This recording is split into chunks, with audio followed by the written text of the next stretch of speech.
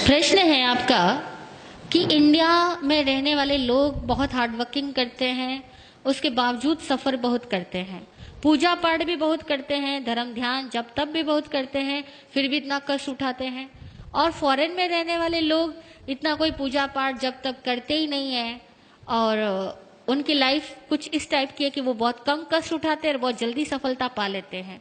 उसका क्या कारण है? यही आपका प्रश्न है ना? उसका क्या कारण है? तो यहाँ there are so many reasons, बहुत सारे कारण हैं। पहली बात तो यह कि भारतीय आदमी के सोच का तरीका ही दूसरा है और आउट ऑफ इंडियंस के सोच का तरीका ही दूसरा है। हमारे यहाँ पर हर सोच में स्पष्टता का अभाव है, क्लैरिटी नहीं है। हम लोगों के यहाँ विजन की क्लैरिटी नहीं है। मैंने कल भी एक एग्जाम्पल दिया था। यहाँ हम लोग क्या करते हैं, सुबह पूजा पाठ करते हुए धन की निंदा करेंगे, मोह माया की निंदा करेंगे, इन सबको दुख का घर बताएंगे, इन सबको खारा जहर बताएंगे और 2 घंटे बाद इस खारे जहर को पाने के लिए सारे जहरीले काम अपनाएंगे। सच बोल रही हूँ या नहीं? हमारे यहाँ विजन की क्लैरिटी नहीं। आप चाहते क्या हो, स्पष्ट तो बनो। फॉरेन के आदमी के पास में ये फॉर्मेलिटीज नहीं है, वो उसका विजन क्लियर है। पैसा चाहिए तो पैसा चाहिए। हमारे यहाँ पैसा भी चाहिए और पैसे को वो क्या, हाथ का मैल, पैसा तो हाथ का मैल है, ऐसा भी कहेंगे। यार लक्ष्मी का अपमान भी करेंगे, लक्ष्मी भी चाहिए। कैसे चाहिए, कैसे मिलेगी? इसी तरह से घर वालों का प्यार भी चाहिए और बात बात में घर वालों को डांटेंगे, उनकी इज्जत खत्म करेंगे और उनको ये फील करवाएंगे कि तुम तो कुछ समझदार ही नहीं हो, जो समझदार हो वो तो मैं ही आदमी हूं बस। अब बता घर में कैसे प्रेम रहेगा? हमारे यहाँ बड़ी औपचारिकताएं हैं, बिना रिस्पेक्ट दिए हम कुछ पाना चाहते हैं। और दूसरी बात, हमारे यहाँ बेईमानियां बहुत है। फॉरेन के आदमी में स्पष्टता तो है ही, ईमानदारी भी बहुत है। हमारे यहाँ तो विश्वास ही गलत है। हर आदमी सोचता है झूठ बोले बिना पैसा हो नहीं सकता, टैक्स तो चुराना ही पड़ेगा, भाई भाई में झगड़े तो होंगे, मतलब हम लोग मान के चलते और अपने गलत विश्वासों के तहत जिंदगी जीते हैं। हमें एक्चुअल में कहे ना तो धार्मिक लोगों को भी जीने का सही सलीका नहीं आता। और दूसरी बात, ये धर्म करते किस लिए हैं? ईमानदारी से पूछना, धर्म किस लिए करते हैं? मोक्ष वोक्ष की तो सारी बातें हैं। हर आदमी, कोई किसी को मोक्ष नहीं चाहिए। और वो धर्म भी किस लिए करता है? धर्म भीरू होने की वजह से धर्म करता है। हम लोग धर्म क्यों करते हैं पता? धर्म भीरू है, धर्म से डरते हैं, पाप बनने से डरते हैं, नरक से डरते हैं, भगवान से डरते हैं, इसलिए तो धर्म करते हैं। हम कौन सा धर्म समझ के करते हैं? वो लोग थोड़ा भी करेंगे या नहीं भी करेंगे, कम से कम जीने का विज्ञान समझते हैं कि लाइफ कैसे मूव करती है, उसका साइंस समझते हैं, फिर जिंदगी को जीते और खुल के जीते हैं। हमारे यहाँ तो हर चीज औपचारिक है। भूख लगी होगी ना, तब भी कोई कह भी देना कि खाना खा लो तो कहेंगे नहीं नहीं पेट भरा हुआ, अभी घर से खा के आया। हाँ, नहीं बोलते? किसी के घर चले जाओ आप लोग और सामने वाला बोले कि खाना खा लो और आपको भूख भी लगी है, तभी कहोगे नहीं नहीं जी भूख बिल्कुल नहीं, अरे भाभी जी कष्ट मत करो, मैं तो घर से खा करके आया हूं। और सपोज वो दोबारा तिबारा कहेगा ना तो खा लोगे। खाओगे या नहीं खाओगे?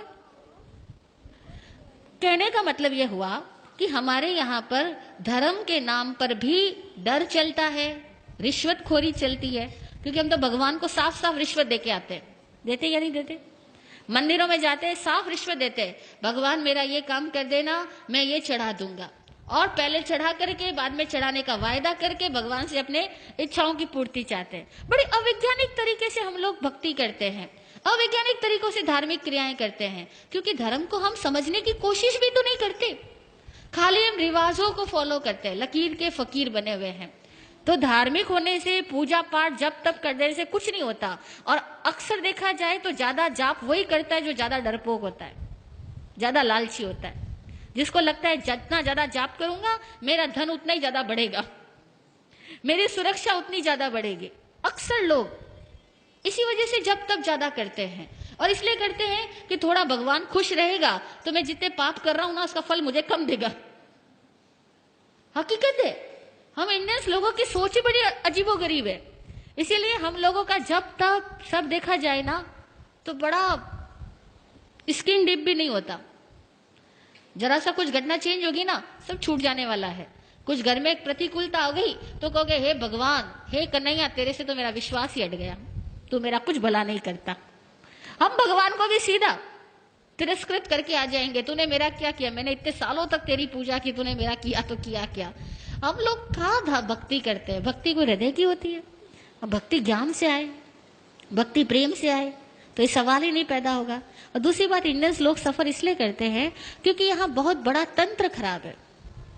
केवल एक आध आदमी खराब नहीं है, पूरा सर्कल ही डिस्टर्ब है, पूरी व्यवस्थाएं खराब है, व्यवस्थाएं विकृत है, एक तंत्र खराब है।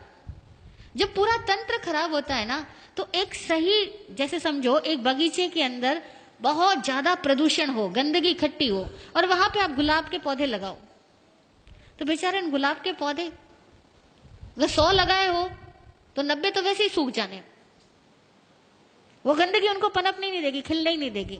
और 10 लग भी गए तो उनकी खुशबू नहीं फैलने देगी, क्योंकि 100 गंदगी के ढेर और 10 गुलाब के फूल रख दो तो खुशबू आएगी या बदबू आएगी। तो हमारी इंडिया में तो प्रॉब्लम यह है कि 100 तो गंदगी के ढेर लगे हैं और 10 गुलाब के फूल हैं। वो सच्चे धार्मिक कह दो या सही समझदार लोग कह दो, वो 100 में से 10 लोग मिल जाए तो बड़ी बात है। बाकी के सारे लोग केवल एक भेड़ चाल में अपनी जिंदगी पूरी करते हैं। इसीलिए इस इंडिया में तंत्र बिगड़ा हुआ होने की वजह से बहुत चीजें बिगड़ी हुई है। दूसरी बात, इंडिया के लोग ऑनेस्ट नहीं है। जितनी समझदारी की बातें हम जानते हैं ना, उसको फॉलो नहीं करते। आपने कितनी बार सुना सफाई रखनी, यत्न से काम करना, लेकिन अभी यहां भी खाना होगा ना तो भी लोग सफाई नहीं रखेंगे, यत्न से काम नहीं करेंगे। कितनी बार सुना होगा अपना काम खुद करना। बच्चों को हम कहते हैं अपना काम खुद करना, लेकिन आप इतने बड़े हो गए, आप भी यहां से जाओगे ना, कोई लोग ये नहीं सोचेगा कि कुर्सी का ढेर पड़ा, अपनी कुर्सी उठा के उसी पे रखूं। हर आदमी कुर्सी छोड़ के ही जाएगा। और मैं इतनी बार यहाँ कह चुकी हूं, लेकिन मैं रोज देख रही हूं कि यहाँ कोई 1 या 2 आदमी मुश्किल से होता है जो अपनी कुर्सी व्यवस्थित रख के जाता है, बाकी सब ऐसे ही छोड़ के जाते हैं। We are not honest.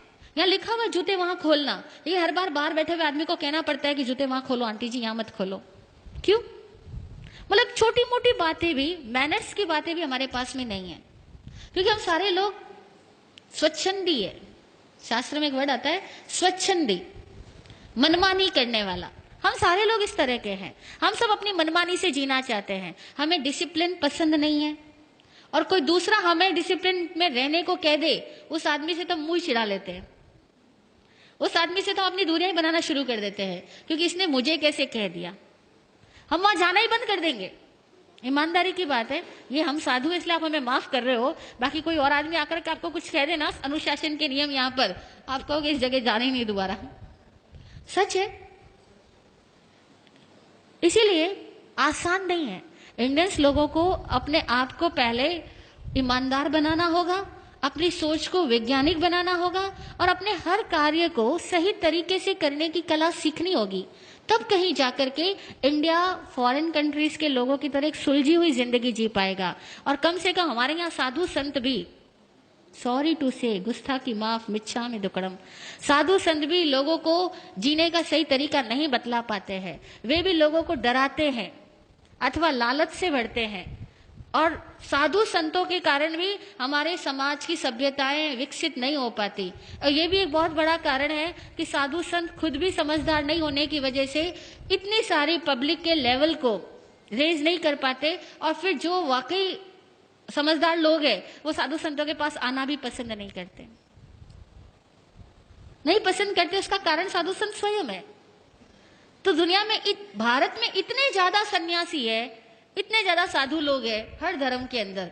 हिंदुओं में भी हजारों भरे पड़े हैं, जैनियों में भी भरे पड़े हैं, इतने साधु है। लेकिन वो सारे साधु ईमानदारी से अगर साधु होते तो भारत का कुछ और नक्शा होता। लेकिन हम लोग ईमानदार साधु नहीं और ईमानदार समणोपासक नहीं, अब दोनों में ही कमियां हैं। तो भैया ऑल ओवर, कहते हैं अब जैसा बाप वैसा बेटा, तो करे क्या, है ना। ओके, जय हो। हाँ बोलिए सुनीता जी।